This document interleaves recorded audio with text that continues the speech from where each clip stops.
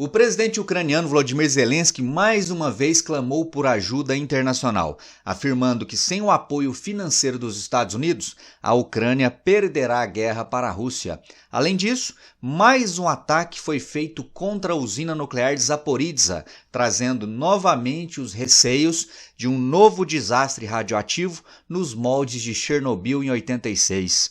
Se você quiser ficar por dentro deste e de outros assuntos das atualidades, geopolítica ou geografia, me acompanhe no canal. Faça a sua inscrição, deixa o like nesse vídeo e vem comigo.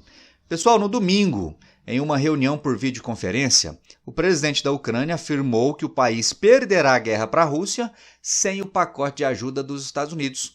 Disputa no Congresso americano faz republicanos travarem a liberação de 60 bilhões de dólares para Kiev.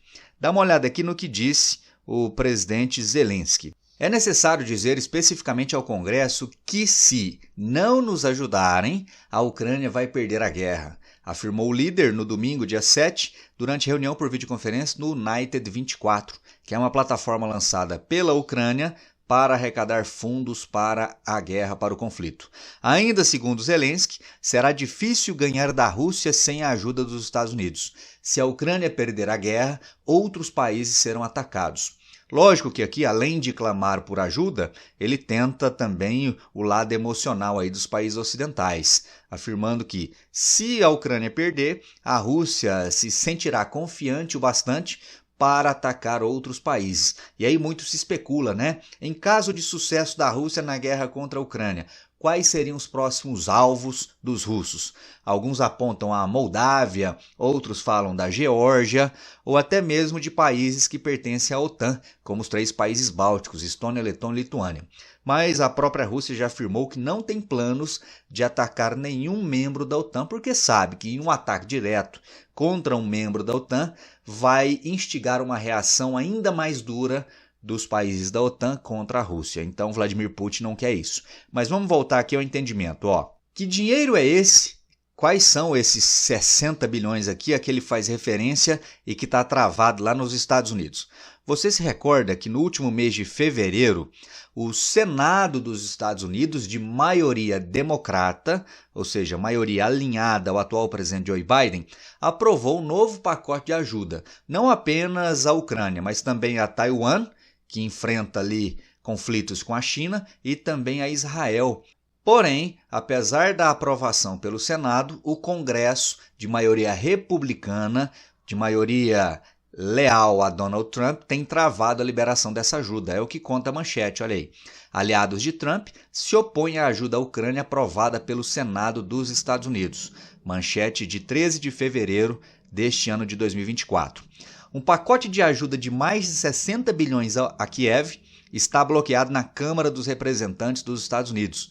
Câmara dos Representantes, gente, é o modo como eles chamam a Câmara dos Deputados lá nos Estados Unidos, a chamada Câmara Baixa, onde os republicanos são maioria em meio a disputas políticas. A aprovação depende da boa vontade dos apoiadores de Donald Trump na casa, que se recusam a examinar o texto enquanto esperam as eleições presidenciais de novembro.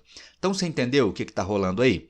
No começo do ano, os senadores dos Estados Unidos, em maioria democratas, aprovaram um novo pacote de ajuda de 60 bilhões para a Ucrânia.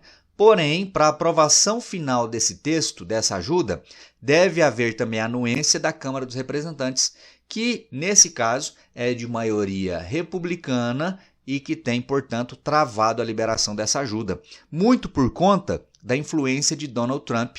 Donald Trump tem dito aí, aos 4 ventos, que não irá apoiar a Ucrânia caso vença as eleições no próximo mês de novembro. E aí muita gente lembra que Donald Trump já tem agido nos bastidores para não liberar um novo pacote de ajuda financeira. Por mais que ele não seja presidente, ele tem uma influência muito grande nos deputados. Daí então a influência dele ao não permitir a liberação dessa ajuda. Dá uma olhada nisso aqui, ó.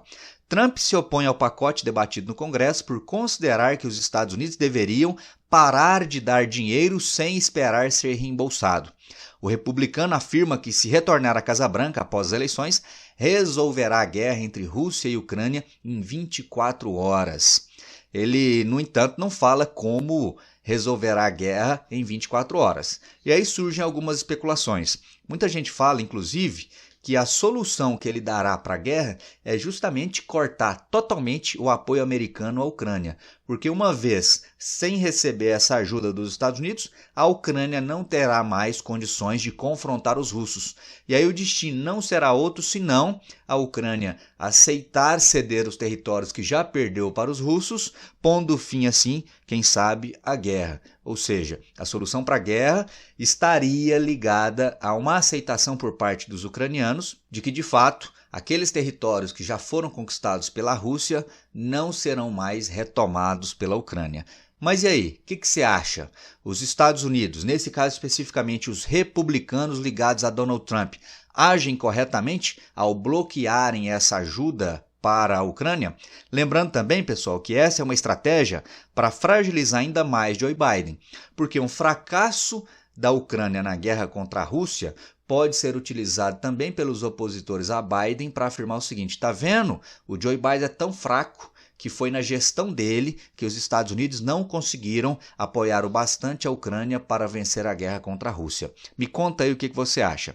E além deste tema, há também um outro assunto muito sensível que é relacionado à maior usina nuclear da Europa, a usina de Zaporizhzhia, que fica localizada, dá aqui uma olhada no mapa, na porção sudeste da Ucrânia.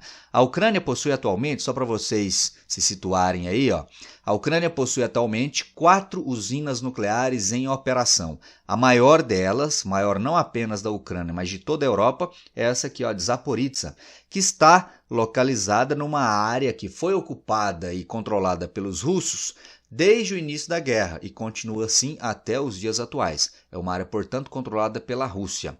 O que aconteceu no último domingo?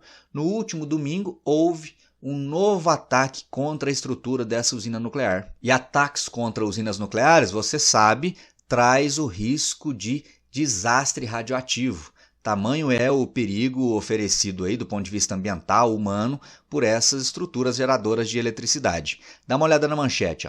A agência da ONU confirma ataques à usina de Zaporizhzhia e Rússia culpa a Ucrânia.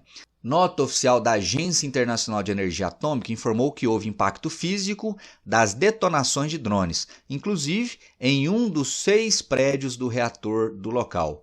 O Kremlin classifica ato como provocação muito perigosa.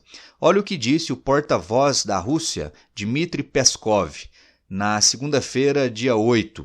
Ele falou que essa é uma provocação muito perigosa, provocação por parte da Ucrânia, segundo ele, que tem consequências negativas muito ruins a longo prazo. Infelizmente, o regime de Kiev continua sua atividade terrorista.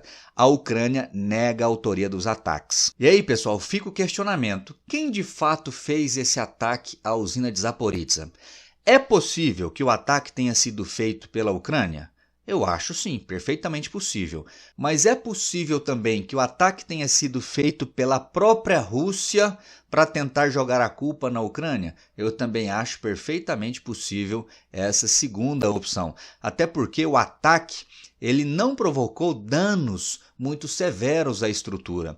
Ou seja, eu não acho nada improvável, nada impossível que a Rússia tenha feito esse ataque, um ataque com prejuízos calculados, justamente para tentar colocar a opinião pública contra a Ucrânia nesse caso especificamente, porque um ataque contra uma estrutura nuclear, ele pode trazer consequências não apenas para a Ucrânia, mas também para vários países, principalmente para aqueles que estão ali no entorno da Ucrânia, países da Europa, da mesma forma como foi o desastre lá em Chernobyl em 86. A nuvem radioativa, à época, ela se espalhou tão longe que chegou em países do norte da Europa. Você se lembra disso, né? Há vários documentários, filmes que tratam do desastre de Chernobyl. Então, eu acho que nós nunca saberemos a verdade em relação a mais esse fato. O ataque foi feito pela Ucrânia ou foi feito pela Rússia? Eu afirmo, é possível que o ataque tenha sido feito por qualquer uma das partes. Dá uma olhada no que diz aqui o comunicado.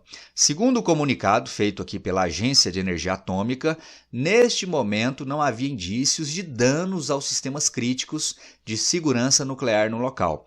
Essa usina, pessoal, ela inclusive é maior do que a de Chernobyl. Dá uma olhada no mapa aqui, ó, você identifica a localização de Chernobyl no norte da Ucrânia. Ela tem uma estrutura maior que Chernobyl, porém, por ser uma estrutura relativamente mais nova, ela já tem parâmetros de segurança muito maiores do que tinha Chernobyl lá nos anos 80. Ainda assim, ela não está isenta de eventuais desastres naqueles mesmos moldes. Continuando o texto, ó. No entanto, os ataques militares foram outro lembrete gritante de ameaças persistentes à usina e a outras instalações nucleares durante o conflito armado, apesar dos esforços da Agência de Energia Atômica para reduzir o risco de um acidente grave que poderia prejudicar as pessoas e o meio ambiente na Ucrânia e além da Ucrânia, como eu mencionei há instantes. Mas e aí, o que você acha? Esse ataque específico foi feito, de fato, pela Ucrânia, como afirma a Rússia, ou pode ter sido algo plantado, planejado, um ataque controlado feito pela própria Rússia? Escreve aí para mim nos comentários. Se gostou do vídeo, deixa aí o joinha. Se não gostou, deixa o dislike. E se gosta do meu trabalho, considere também apoiar financeiramente o canal. Dados da minha chave Pix, como sempre, aqui na descrição deste vídeo. Te espero no próximo. Um forte abraço e até lá. Valeu!